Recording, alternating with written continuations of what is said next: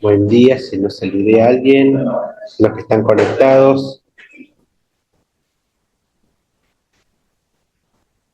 Bueno, les quería contar a los que no les conté, el viaje a Neuquén fue muy bueno. Llegué muy cansado, porque fueron 3 días. Normalmente cuando hago este tipo de viajes que tienen que ver con explorar para encontrar estudiantes cristianos dispuestos a compartir de Cristo en la universidad, tomamos una semana. Y el plan, por la realidad nuestra de familia, elegimos hacerlo en 3 días, entonces había que hacerlo como ultra apurado y con pocos descansos. Entonces eso hizo que cuando volví en el cole estaba muerto, me sentía descompuesto de salud. Yo dije, ¿qué comí? Empecé, viste, cuando empezás a hacer el inventario, ¿qué comí que no tendría que haber comido? Pero no, era básicamente el exceso de cansancio. Pero bueno, el Señor nos permitió tener una buena jornada con los chicos que estaban allá, que la venían remando casi solos. Entonces Débora, que es la chica que es líder ahí en el movimiento de Neuquén, estaba muy bajoneada y se podía ver desde el martes al miércoles como su ánimo cambió. El Señor trajo alegría en su corazón. Pudimos caminar a la Universidad de Comahue, que yo no la conocía, la Universidad de Comahue. En estos días seguramente voy a empezar a pasar fotos, pero es muy linda. Tiene una calle central donde están todas las facultades hacia uno y al otro lado. Me parece que Caleb quiere un recreo. Si Ulises se fue a recreo y yo no. Eh, Y bueno, es muy linda la universidad. Siempre que cuando paso tiempo en una universidad empiezo a darme cuenta qué cosas se están pasando, ¿no? Por ejemplo, cuando estuvimos hace 2 años en la Universidad Nacional San Juan Bosco de la Patagonia, de allá de Comodoro Rivadavia, me di cuenta que era una universidad herida. Los chicos estaban como heridos, necesitaban ser sanados. 3 años, perdón. Ya pasa muy rápido el tiempo. Acá algo que noté en la Universidad de Comahue, mucha tristeza y mucha soledad en los estudiantes. Pero bueno, en medio de todo eso el Señor nos permitió tener muchas conversaciones con los chicos. Me acompañó también una chica que está en el movimiento de San Juan, se llama Valentina, y un muchacho que está en Comodoro Rivadavia, que es Ariel. Ellos están liderando en movimientos en sus lugares y fueron ahí a dar apoyo junto con nosotros a Neuquén. Tuvimos charlas con 238 estudiantes eh, de, de, de ahí de Neuquén, de los cuales 67 eran cristianos y 9 dijeron que estaban dispuestos a trabajar para hacer evangelismo discipulado en la facultad. Entonces eso me llamó mucho la atención de que haya tantos cristianos, 67 cristianos, 1 de cada 3 estudiantes cristianos. Eso es muchísimo. Hasta ahora la estadística más alta que conocí en el país dentro de la universidad.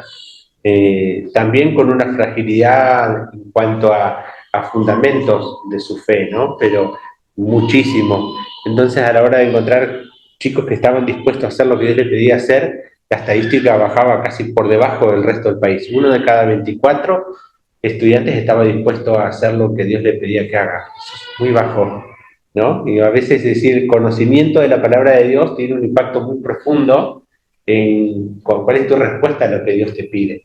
Entonces me hacía pensar, justito nosotros como iglesia estamos hablando acerca de estar afirmados en la palabra, qué importante es, porque si chicos que conocen a Jesús, que dicen yo quiero hacer un movimiento de evangelismo discipulado, decir, no estoy leyendo la Biblia, y yo decía, no me cierra, o como cosas así, ¿no? Muy fuertes en cuanto a eso.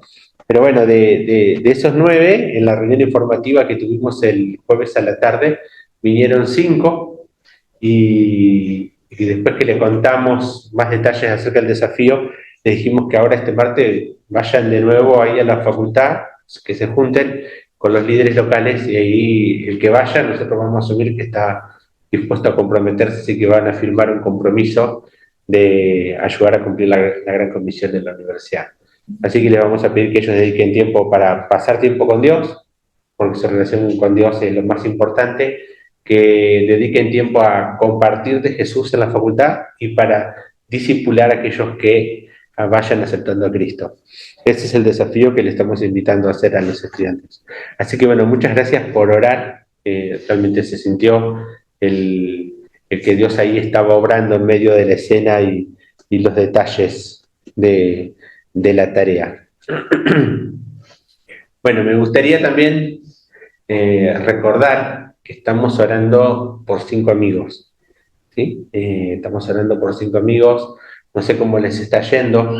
Yo tengo pendiente preguntarle a Matías, el papá de Tiago, el compañero de Uri, qué pasó, porque la semana pasada tuvimos ahí en Villa Crespo un tiempo de una vigilia de oración, y yo esa noche le pregunté, bueno, eh, dice, ¿qué pedido de oración tenés? Y él dijo, mis rodillas.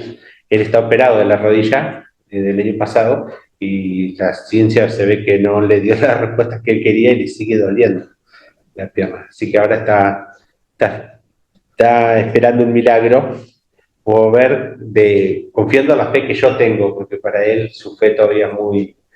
él cuando hablé la primera vez con él acerca de qué pedido tenía, es como decir, como de siempre, la familia, la salud muy general, ¿no?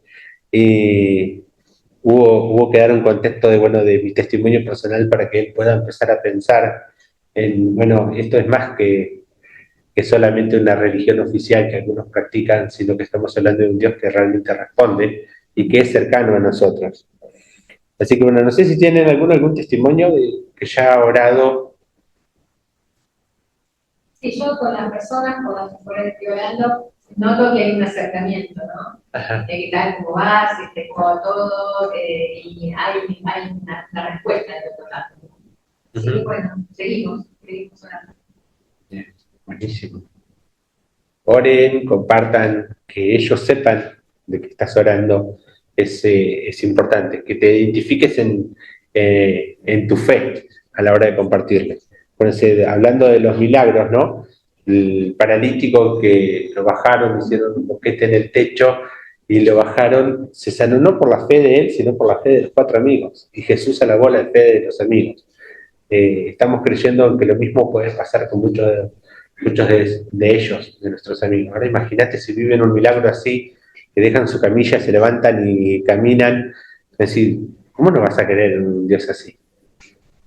Al menos no vas a poder decir que Él no es el Señor sobre la naturaleza, ¿no? Es decir, Dios tiene poder sobre la naturaleza.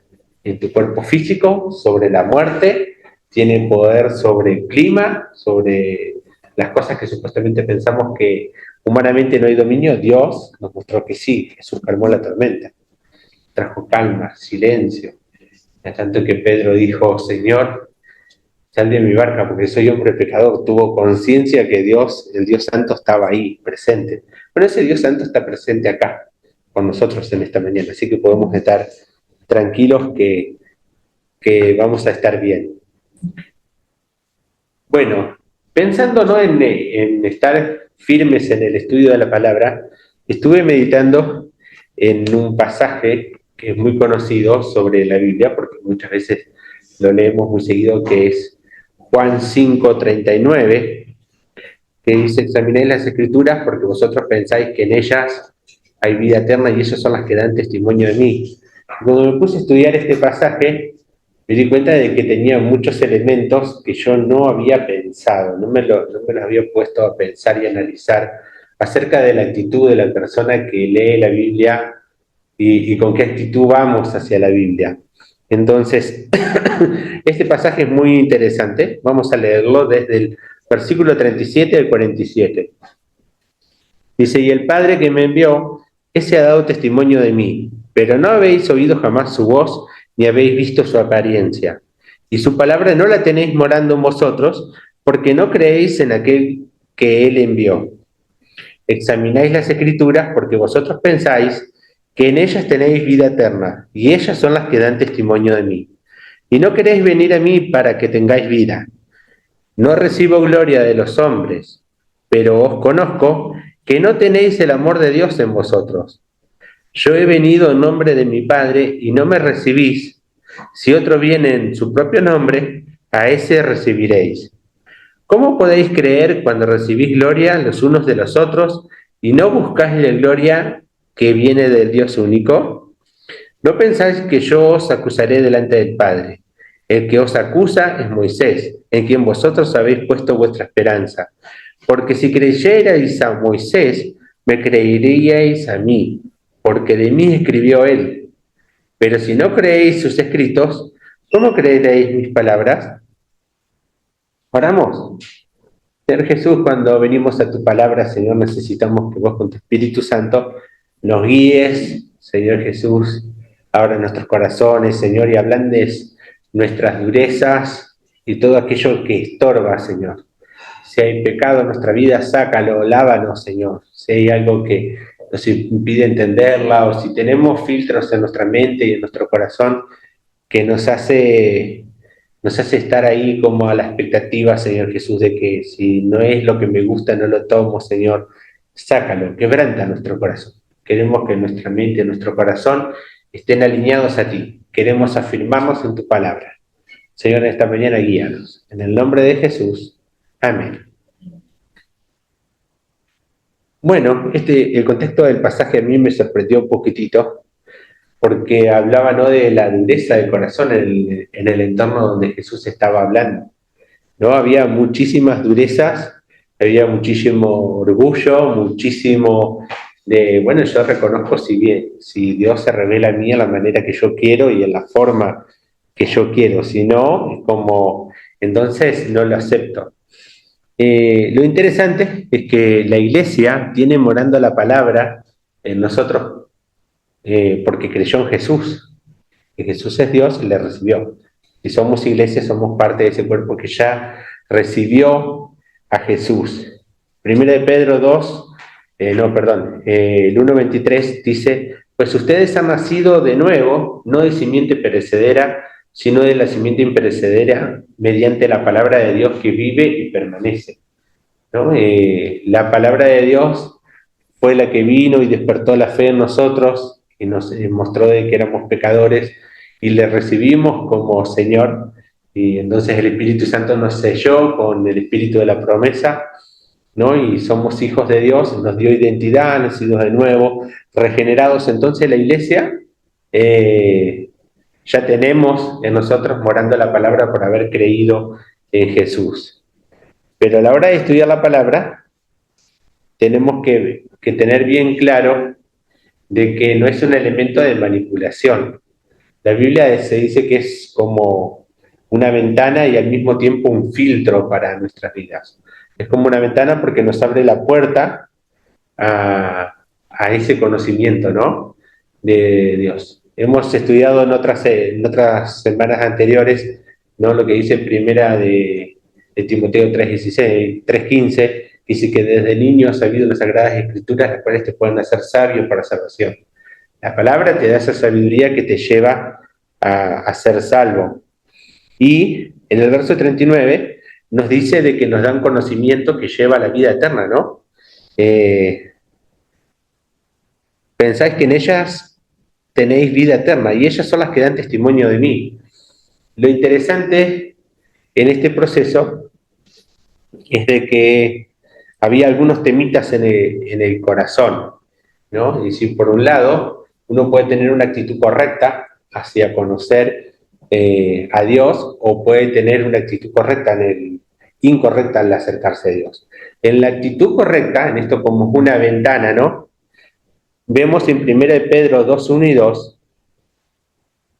dice, por lo tanto, abandonando toda maldad y todo engaño, hipocresía, envidias y toda calumnia, deseen con ansias la leche espiritual pura, como niños recién nacidos. Así por medio de ella crecerán en su salvación. Entonces este pasaje nos muestra de que hay cosas que hay que desechar en nuestra mente que pueden ser un estorbo, que nos pueden condicionar a la hora de estudiar la palabra con querer llevar la palabra para donde nosotros queremos, ¿no? Porque el viejo hombre todavía está ahí, ¿no? El viejo hombre todavía está ahí. Entonces, Pedro le está hablando a la iglesia y le está diciendo, abandonando toda maldad, todo engaño, hipocresía. Hipocresía, ustedes se acuerdan de que el término viene de la idea de los actores que usaban máscaras y que hacían actos. Hoy la palabra tiene un 100% una connotación negativa, pero en ese momento eran actores que fingían ser algo que no eran, ¿sí? Entonces, cuando vamos a la palabra de Dios no tenemos que estar fingiendo cosas que no somos, como que somos mejores de lo que somos, o que no tenemos cosas que cambiar. Esa actitud la tenemos que dejar de lado, todo engaño, calumnia, y desear con ansias, dice, la leche espiritual por la cual crecer. La leche espiritual pura, dice esta versión, la otra dice no adulterada.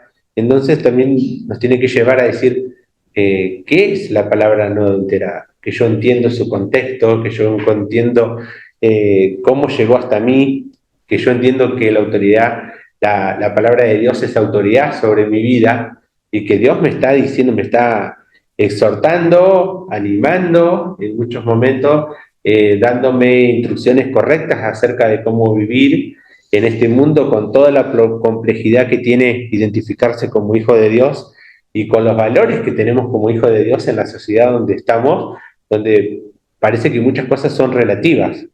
En este mundo se nos dice que muchas cosas son relativas, no de que son absolutas, no que hay un Dios que es el patrón de medida de todo lo que hago y pienso, sino que no, este mundo da por sentado que muchas veces las cosas cambian de acuerdo a la situación, de acuerdo al contexto.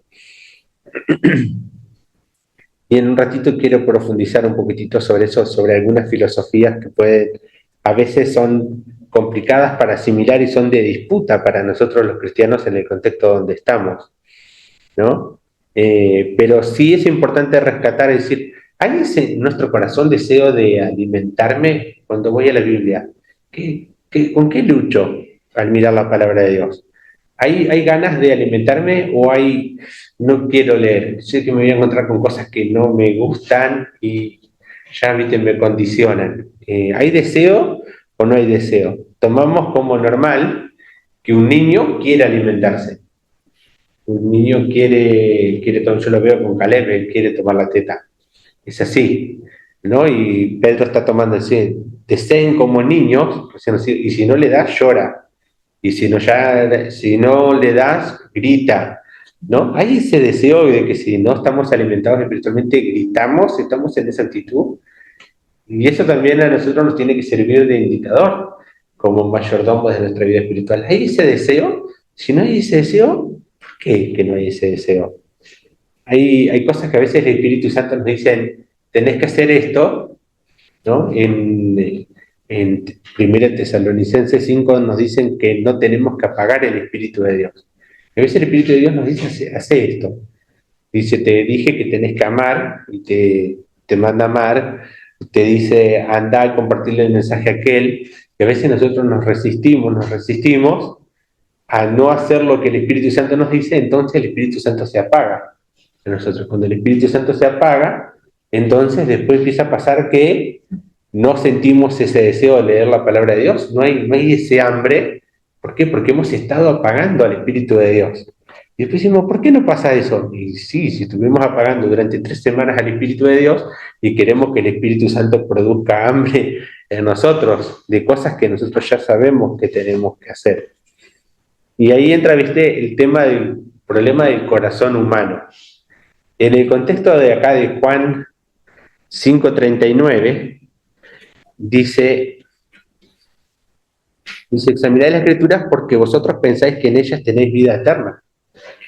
Pero a veces esa escritura la queremos tomar como que nos da vida eterna a nuestra manera.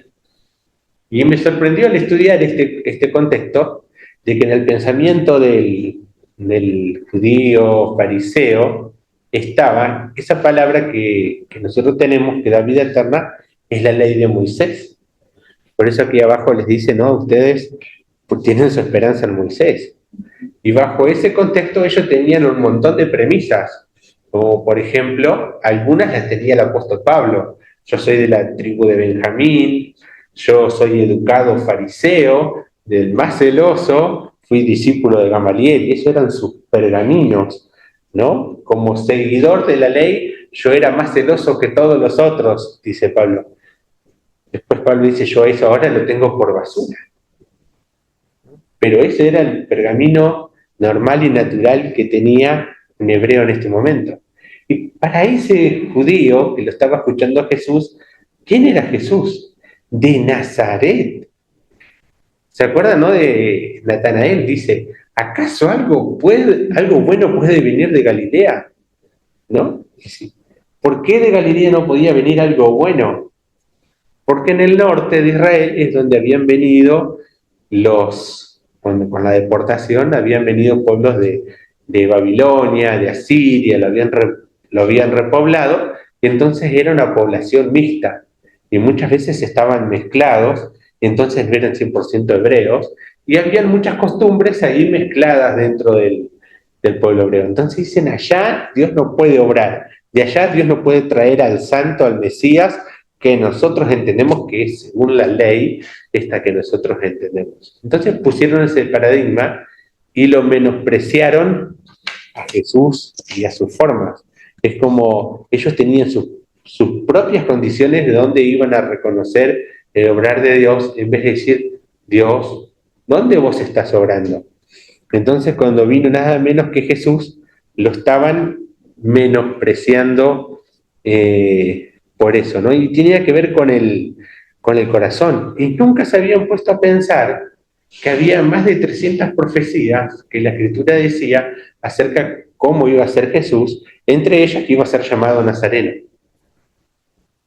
¿no? Y ese detalle ni siquiera ellos creían que sabían todo de Moisés, che, se le había escapado.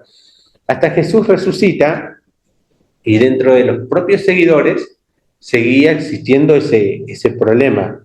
Y hay una historia que cuenta, ¿no?, de que cuando regresaban,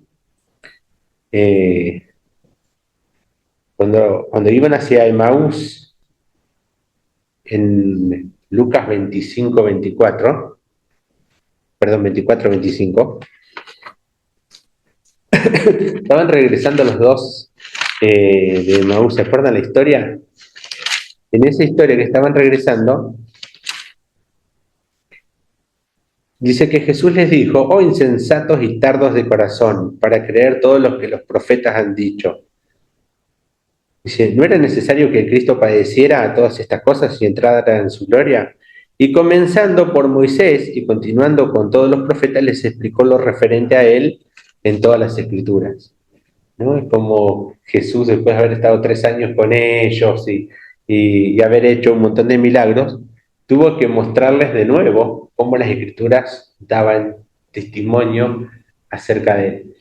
¿A dónde voy con esto? Es decir, a veces tenemos un propio cuadrito de nosotros, de cómo Dios tiene que obrar, cómo Dios tiene que hablarnos, y si se sale de ese cuadrito, entonces nosotros tendemos a decir, no, esto no es como Dios me va a hablar a mí.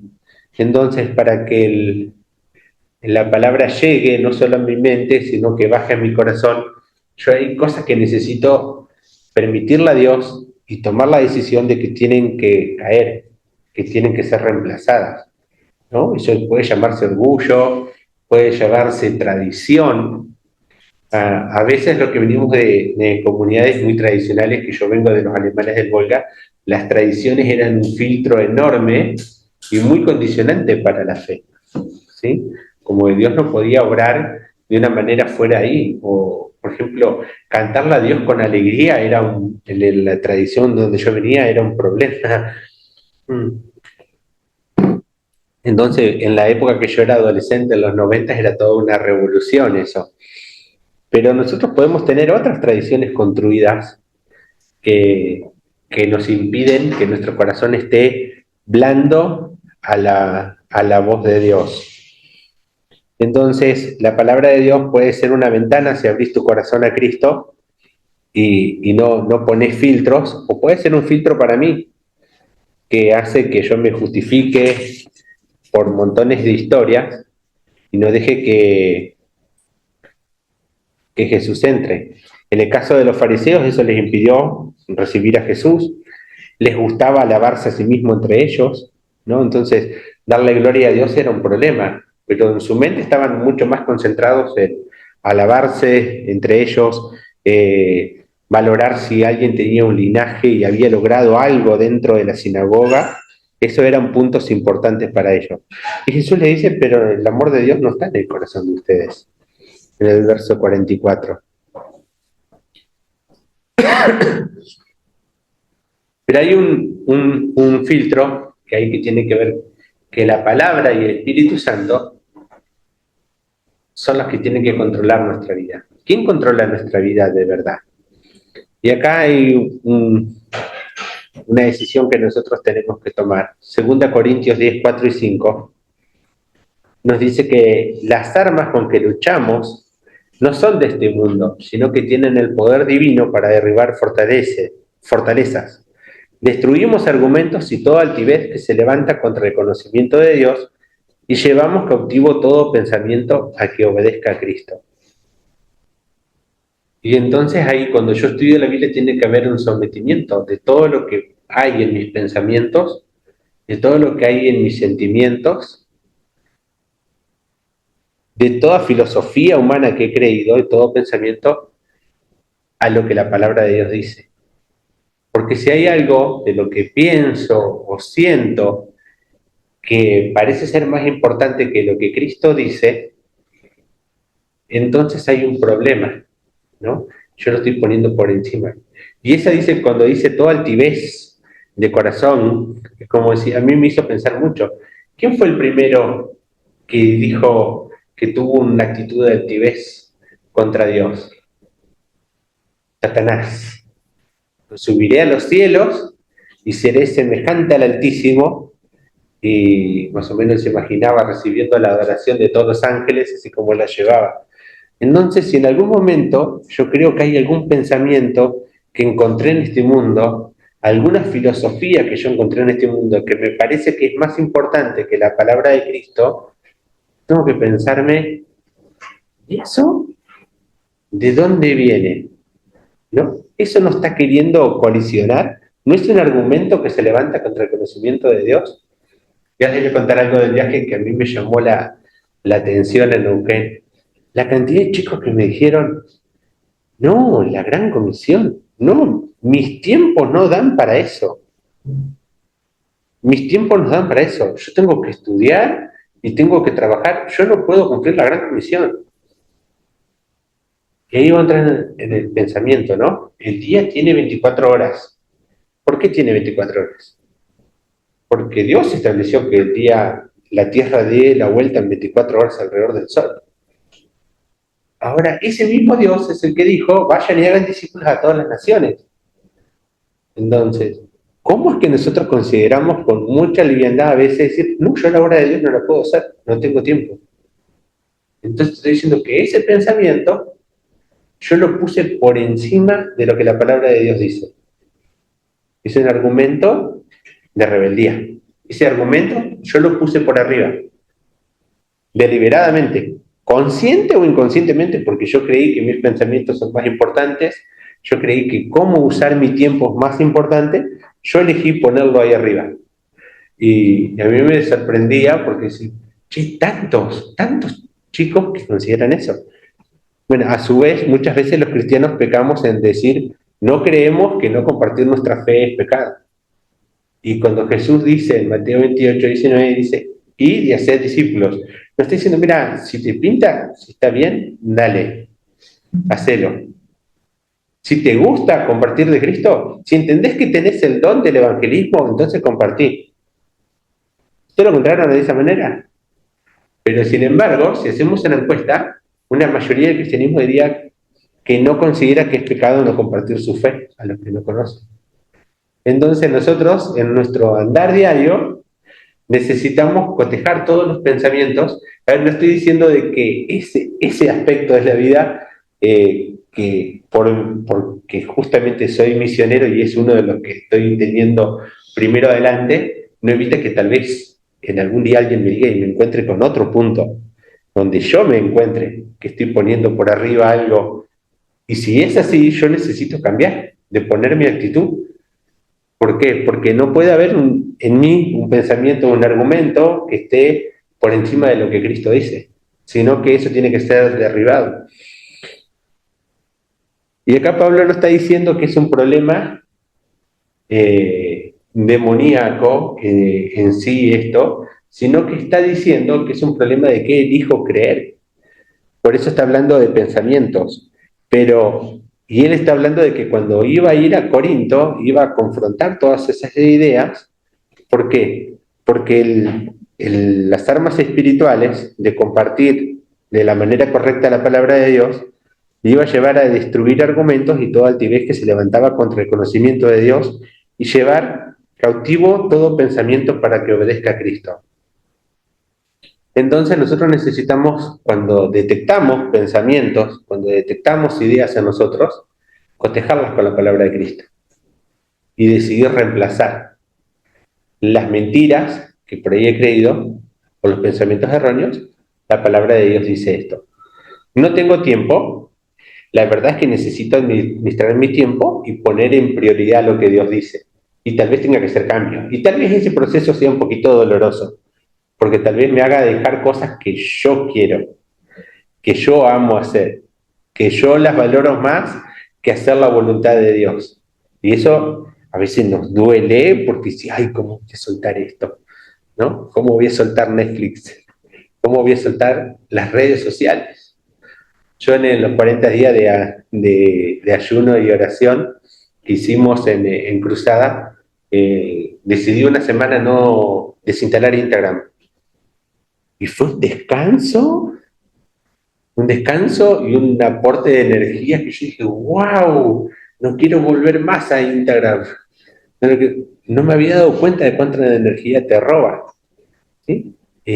Para servir a Dios. Y si, che, estoy buscando tiempo para leer más, no lo encuentro, no lo saco. Las redes sociales son un tema. Bueno, todavía no lo tengo resuelto porque nosotros al trabajar con estudiantes tenemos que promocionar mucho de lo que hacemos en Instagram, entonces sí, ¿qué hago? Pero la verdad que le estoy buscando la vuelta para no volver, para no usarlo más, porque me quita mucha energía.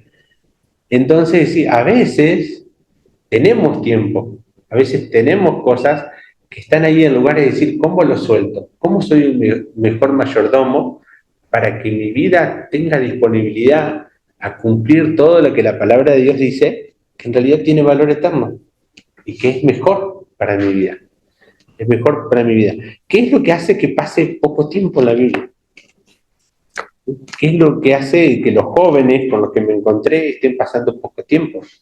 ¿Qué es qué es lo que hace que nosotros los cristianos no seamos mejores modelos de cómo leemos la Biblia y cómo usamos el tiempo para el resto de la sociedad fuera? A veces también tenemos que hacernos esa, esa autocrítica. Romanos 12:2 nos dice que no tenemos que adaptarnos a este mundo. No se amolden al mundo actual, sino sean transformados mediante la renovación de su mente.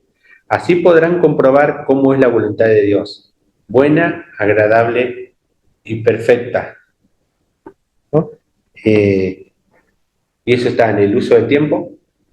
El mundo hoy está en redes sociales, entretenida, distraída, Netflix, series, montones de cosas, muy entretenida, pero para hacer la obra del Señor no hay tiempo. Entonces, ¿qué cambios nosotros los cristianos podemos hacer para sí tener tiempo? ¿Qué cosas tenemos que dejar? Porque Dios se equivocó cuando hizo el día de 24 horas. Pues si decimos que no hay tiempo, estamos diciendo Dios está equivocado. Yo no creo que Dios se haya equivocado.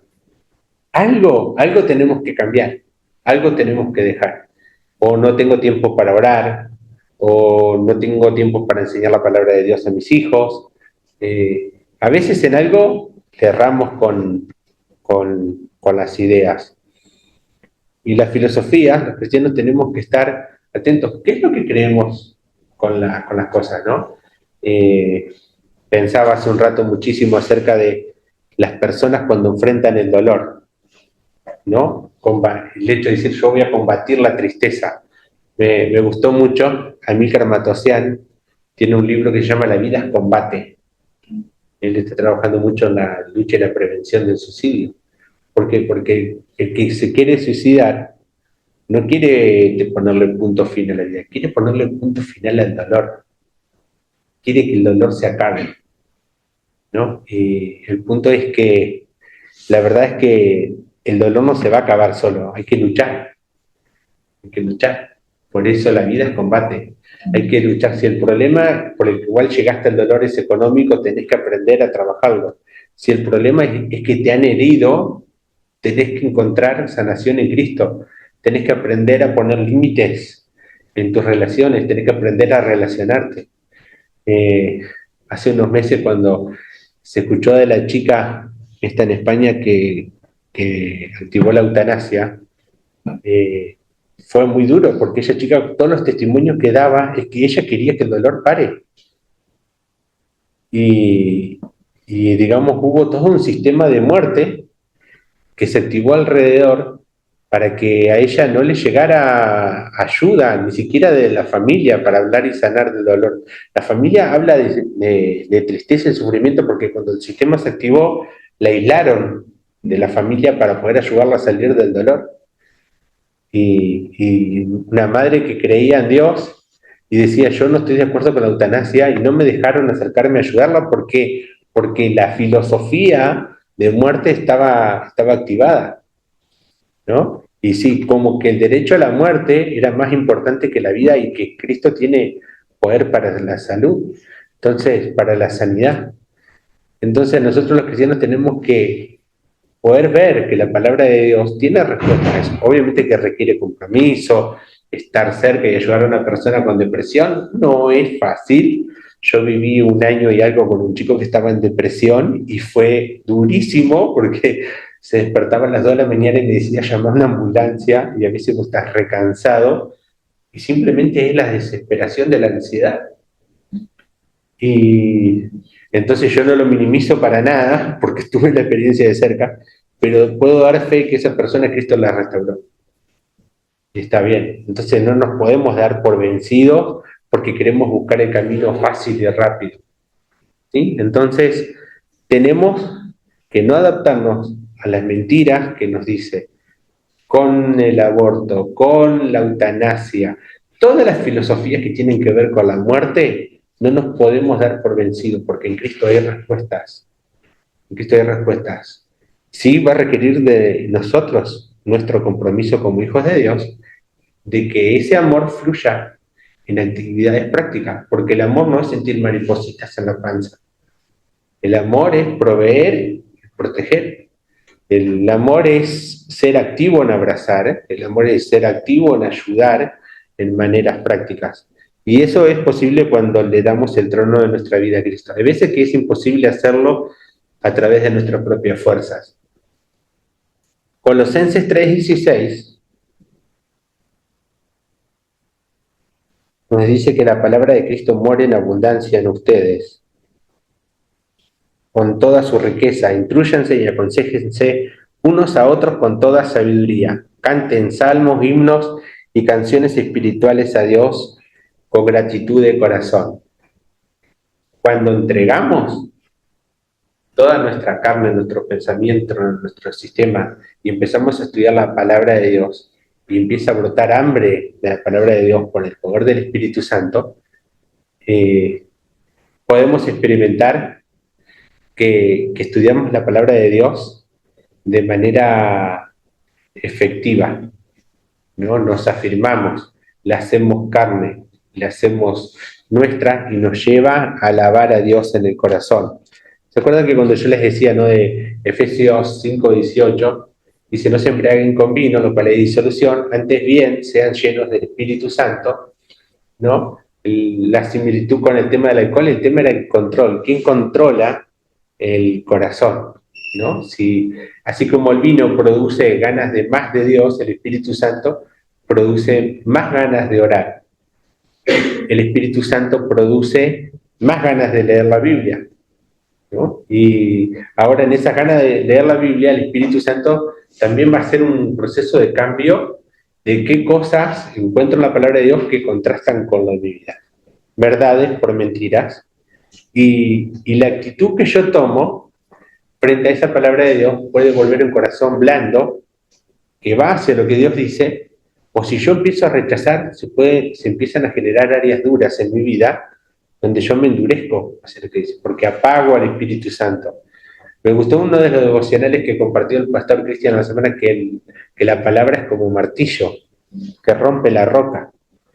Si le damos lugar a la palabra de Dios en nuestra vida, la palabra de Dios junto con el Espíritu Santo pueden partir las durezas de nuestro corazón. Y lo que quiero traerte es que eso es una actitud que nosotros tomamos. Le damos el control al Espíritu Santo, le damos el lugar al Espíritu Santo de que haga esa obra, o nos cerramos y elegimos hacernos duros. Ese es el gran desafío que tenemos en la actitud que tomamos cuando escuchamos lo que Dios nos está diciendo. Es un desafío a veces duro porque a veces toca con las cosas que no queremos soltar, justamente.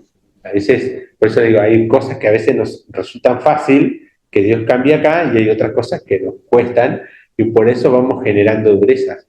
Pero hay veces que hay cosas que son tajantes, y donde el Espíritu Santo se pone, cambiar, y se vuelve monotemático porque es algo que Dios dijo. El Espíritu Santo decidió, ese tema es hasta acá en tu vida, y eso lo decide Él en nuestro proceso de crecimiento, donde Él dice, basta, con esta no sigas más.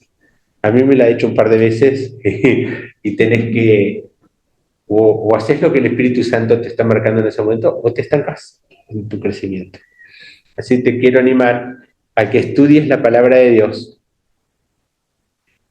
con un corazón blando, dándole control al Espíritu Santo, y que se produzcan los cambios que se tienen que producir, y que entregues lo que hay que entregar, porque va a ser para nuestro bien, va a ser para nuestro crecimiento. Hechos 2:42 nos habla de que el estudio de la palabra de Dios era algo normal en la comunidad de fe. No compartían la cena, oraban, estaban juntos, comunión entre ellos, y la palabra de Dios era parte. Y entonces, dentro de las tareas que tenemos, como para poner en práctica, es tomar tiempo para meditar en la palabra de Dios. Ser intencionales, ¿no? No podemos decir no hay tiempo, porque si decimos no hay tiempo, estamos diciendo que Dios se equivocó con el número de horas del día. Salmo 1, bienaventurado aquel que medita en su ley de día y de noche. ¿Sí? Es una lección de nosotros. Revisemos nuestros pensamientos más fuertes, si están sometidos a Cristo, o hay que renunciar a alguno y reemplazarlo por la palabra de Dios.